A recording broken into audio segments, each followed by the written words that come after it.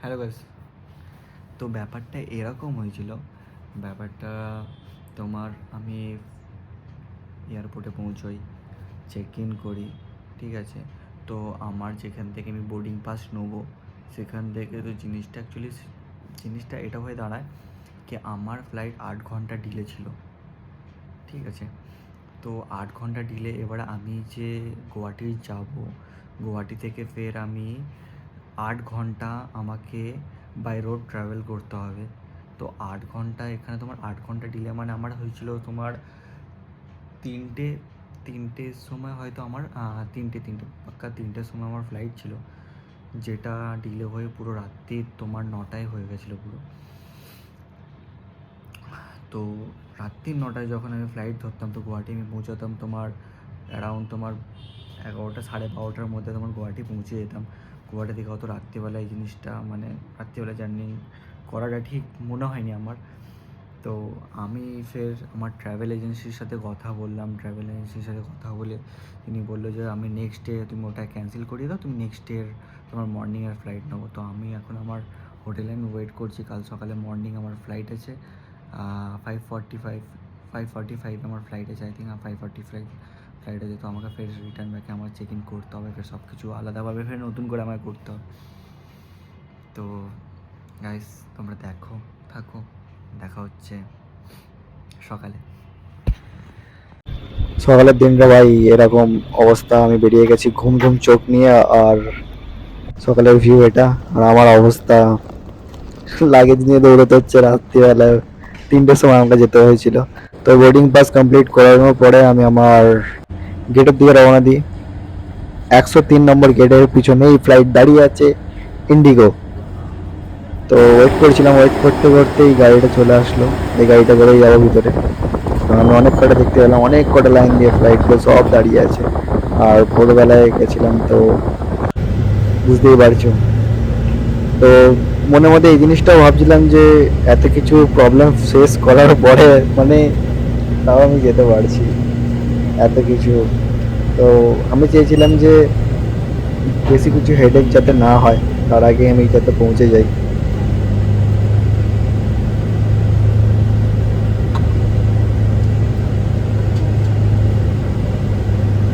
আর এটা আমার first time flight ছিল, তো খুব বেশি ভয় লাগছিল, একটু এক্সাইটেড হয়েছিলাম।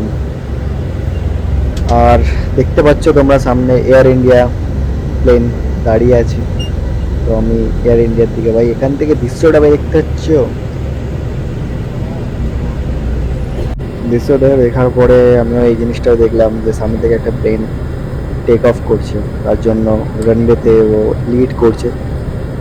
এই জিনিসটা আমি দেখলাম, আর যতটা পেরেছি আমি ক্যাপচার করার চেষ্টা করলাম, যতটা পারলাম। কারণ হচ্ছে ভিতরে বাসের মধ্যে এত এসি ফুল ছিল, তো তার জন্য পুরো কাঁচের মধ্যে স্মোক জমে গেছিলো। স্মোক না, কুয়াশা কুয়াশা টাইপের জমে গেছিলো, যেটা তোমরা জানো হয়তো। তো যতটা পেরেছি নিয়েছি, যতটা প্লেনটাকে পেরেছি ক্যাপচার করেছি। আর বেশি বেশি ভিডিও নেই, কারণ হচ্ছে যে কিছু কিছু সিকিউরিটি রিজনের জন্য আমি পুরো ভিডিও কমপ্লিট করতে পারিনি। আর ওখানে এই জিনিসটা করাটাও খুব নিষেধ। তো দেখতে না দেখতেই আমাদের প্লেনের দিকে রওনা দিলাম। তো ফ্লাইটের ভিতরে ঢুকেই দেখি যে ভেতরের মধ্যে কিছু স্মোক স্টার্ট হয়ে গেছে। ওটা স্মোক ছিল না, ঠিক আছে। আমি একটু প্রথম প্রথম নার্ভাস হয়েছিলাম, বাট ওটা স্মোক না। কারণ হচ্ছে যে বাইরের তাপমাত্রার সাথে ভেতরের তাপমাত্রা মেলানোর জন্য ওটা একটা প্রসেস। তো দেখতে দেখতে ফাইনালি আমাদের প্লেন চলা স্টার্ট করে দিয়েছে। তো আমরা দেখছি ভাই, খুব মজা লাগে বাইরের থেকে, দারুণ দারুণ ভিউ দেখতে পাচ্ছি। আর ফার্স্টে আমার তো একদম বুক ফুক কাঁপছিল, ভয় ভয় লাগছিল খুব বেশি, যে বলিউড মুভির মতন ফাইনাল ডেস্টিনেশনের মতন যদি কিছু হয়ে যায় তখন কি হবে। তো যাই হোক, ইয়ার্কি ফার্কি করলাম না। আর দেখতে দেখতে আমি ভাই উড়ে গেছি, ভাই সম্পূর্ণ উড়ে গেছি এখানে। ফিলিংসটা সেই লেভেলের ফিলিংস। আর আমাদের এই কলকাতার ফ্লাইং জায়গাটা দেখো ভাই, জাস্ট অসম। মানে ওয়ান টাইম অন্তত এক্সপিরিয়েন্স তোমরা সবাই একবার হলেও করো,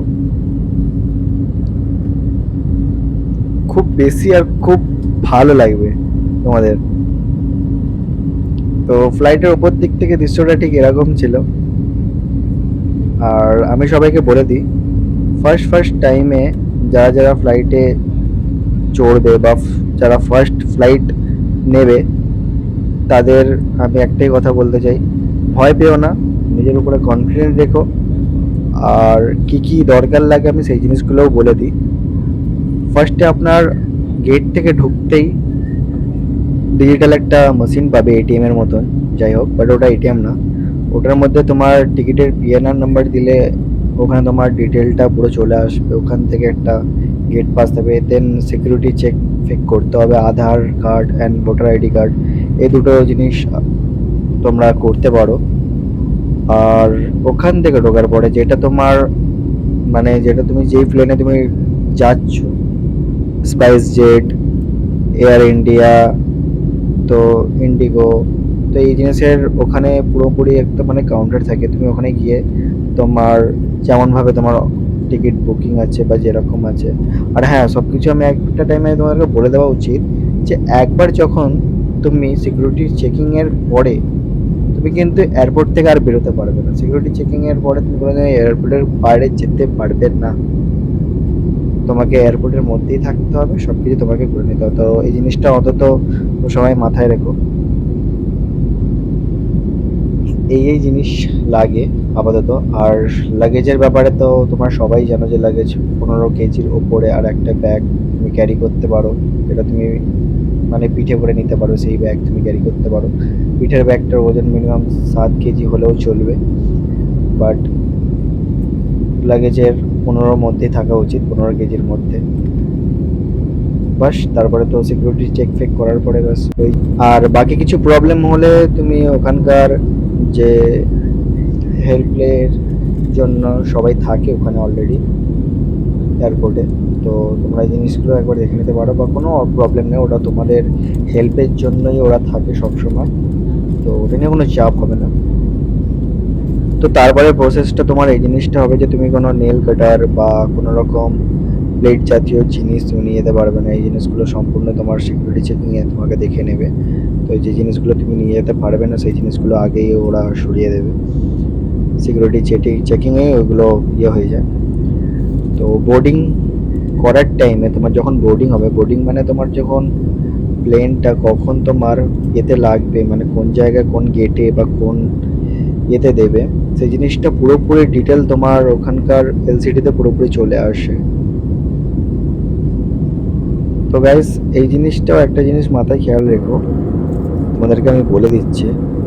কারণ হচ্ছে যে তোমরা হয়তো তোমাদের মনে সবার একটুখানি হবে হয়তো কোশ্চেন যে ভাই তোমার উইন্ডো সিট নেবার জন্য আলাদা চার্জেস বা এরকম কিছু তোমরা হয়তো জানো জিনিসটা, কিন্তু না ভাই, আলাদা চার্জেস একদমই পড়ে না। তুমি এরোস্টেসের কাছে একটা সিচুয়েশনে তুমি রিকোয়েস্ট করতে পারো যে আমি উইন্ডো সিট নিতে পারি কিনা। তো যখন তোমার ফ্লাইট যদি খালি থাকবে, যখন খালি থাকে সেই রকম ট্রাভেলিংয়ের টাইমে, তখন তোমাকে দেওয়া যাবে উইন্ডো সিট। তো এই জিনিসটার জন্য কোনো রকম চার্জেস লাগে না, এই জিনিসটা তোমরা দেখো। আর এই জিনিসটা তোমরা মাথায় রেখো যে আলাদা কোনো চার্জেস লাগে না। তো গাইস, আমি তো মানে পুরো ভিউর মজা নিচ্ছিলাম, মানে সেই লেভেলের ফিলিংস আসছিল যে আমি মেঘের ওপরে, সোজা কথা। আর মনের মধ্যে সত্যি কথা বলতে গেলে প্রচণ্ড ভয় লাগছিল। কারণ হচ্ছে যতই তাড়াতাড়ি গুয়াহাটির দিকে ঢুকছে ততই না টার্বুলেন্স হচ্ছিল, হালকা হালকা করে নড়ছিল প্লেনটা। তো আমাদেরকে আগে থেকে অ্যানাউন্সমেন্টে বলে দিয়েছে যে হালকা ওয়েদার খারাপের কারণে তোমার টার্বুলেন্সটা থাকবে। তো আমরা আগে থেকে সিট বেল্ট লাগিয়ে রেখেছিলাম।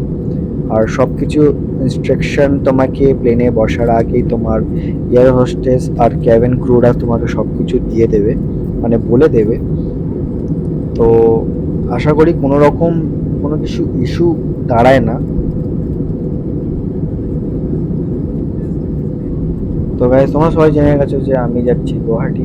এখানে ফাইনালি আমি গুয়াহাটির মধ্যে এন্ট্রি করি। নিচের দিকের ভিউটা দেখতে পাচ্ছি তোমরা ভাই, পুরো জলে জল। আমি তো প্রথমে ভেবেছি যে এখানে তো বন্যাই বয়ে গেছে, বাট কিন্তু না, ওপর দিক থেকে দেখতে ঠিক এরকম লাগে গুয়াহাটির, তখন আশেপাশে আমরা পৌঁছই। আর আমার ফ্লাইটে টাইম লেগেছিল 2 ঘন্টা, বিকজ হচ্ছে যে এখানকার বৃষ্টির জন্য আমাদেরকে উড়িয়েছে অনেক। আর না হয় নিচের ভিউটা দেখো খালি, শুধু ব্যাস, আর কিছু না। Enjoy the view.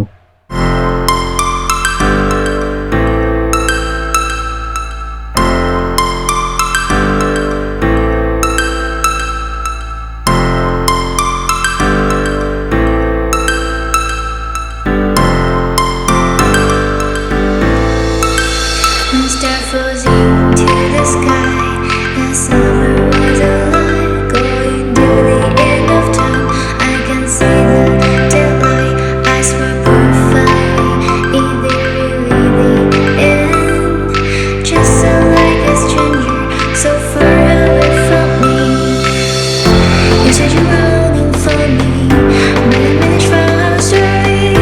Baby, don't be sorry for me, 'cause it's just a perfect story. You said you were longing for me, but I managed for our story. Baby, don't be sorry for me, 'cause it's just a perfect story.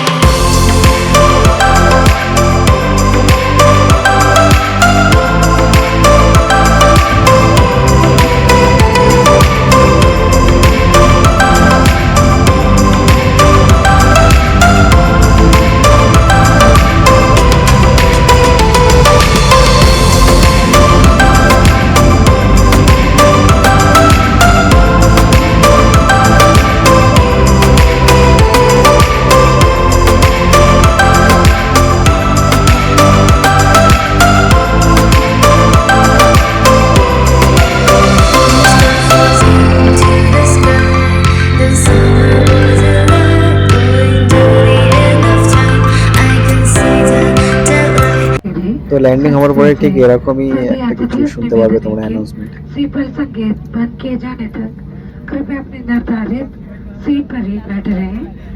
ऊपर बने सामान कश न खोले। सामान कश खोलते समय सावधानी बरते। अब आप मोबाइल फोन का प्रयोग कर सकते हैं। कृपया अपने सामने बैठे हुए अतिथियों को पहले उतरने दें। जिन अतिथियों ने व्हीलचेयर की बुकिंग की है, सो प्लीज তো সব কিছু শুনে নাও একবার হলো। তো আমি বেরিয়ে গেছিলাম, বেরিয়ে এখানেও এরকম সেম প্রসেস। তো ফাইনালি গুয়াহাটি পৌঁছানোর পরে তোমরা নিজেই বুঝতে পেরে যাবে, আমি তো গুয়াহাটি যাচ্ছিলাম তাই বলে আমি গুয়াহাটি বললাম। তো কোথা থেকে লাগেজ ফাগেজ নিতে হবে না হবে সেই জিনিসগুলো তোমার, আমি আমার লাগেজ ফাগেজ নিয়ে বাইরে চলে আসি। আর এখান থেকে আমি যাব শিলং। থেকে বেরিয়েই পেয়ে যাবে শেয়ারিং ট্যাক্সি। তো একটুখানি বার্গেনিং করে নিও, কারণ হচ্ছে যে নতুন নতুন লোক দেখে একটুখানি বেশি চার্জেবল পড়ে, বাট 1200 টাকা 1000 টাকার মধ্যে তুমি চলে যেতে পারো। এর থেকে বেশি চাইলে তুমি এই ভিডিওটা দেখিয়ে দিও। তো সেটেল ট্যাক্সিতে আমি তো বসে পড়লাম। আর ভাই তোমরা একটুখানি দেখে শুনে বার্গেনিং করে প্লিজ এসো, সবাইকে আমি এই জিনিসটাই বলবো। আর এখান থেকে শিলং মানে গুয়াহাটি থেকে শিলং যাওয়ার জন্য মিনিমাম 8 ঘন্টা লাগে। তো ততক্ষণ কী করবে, সিনেম্যাটিক দেখো।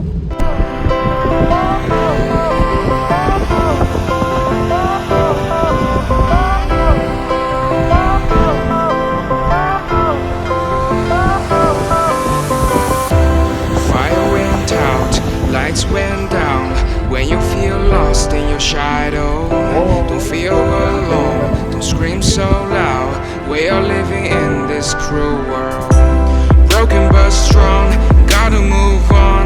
You're not a bakery of life. Equip my soul, find the real gold. I'll fulfill what I started.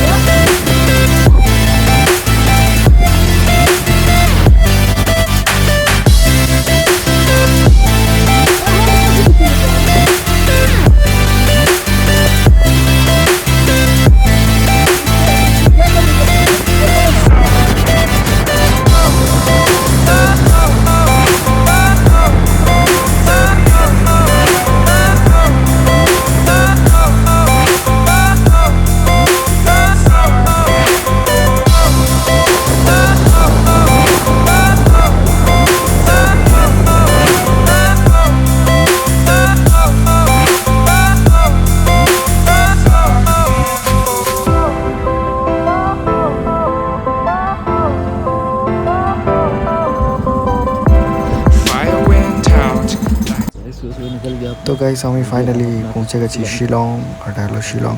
তো এটা হচ্ছে গাইস আমার রুমের বাইরের দৃশ্যটা, খুব সুন্দর, দেখতেই পারো। আর গাইস এটা হচ্ছে রুমের ইন্টেরিয়ার, দেখে নাও, মানে সেই লেভেলের। এখান থেকেই ভিউটা খুব সকালবেলায় খুব দারুণ লাগে, দেখতেই পারো। আর দেখো ভাই সাপ,